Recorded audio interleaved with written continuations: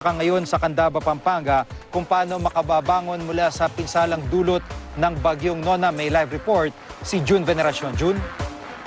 Sige, wala na mga pagulan sa ngayon dito sa Candaba, Pampanga, pero halos sa kalahati pa rin ang lahat ng 33 barangay dito ang lubog sa baha. Ito ang problema ng isang catch basin na lugar gaya ng Candaba. Ang baha sa mga kalapit na probinsya gaya ng Aurora, Nueva Ecija at Bulacan, dito na pupunta. 15 barangay ang apektado ngayon ng mga pagbaha. Ang main road ng bayan hindi na madaanan ng maliliit na sasakyan.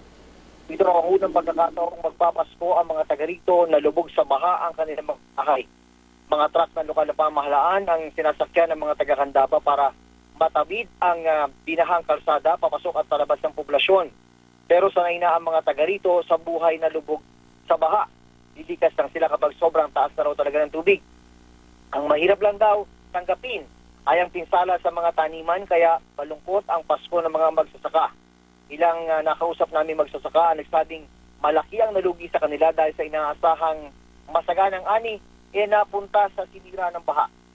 6,000 hektaryang taniman ang sinalanta ng baha. Ang estimated damage nasa 240 million pesos.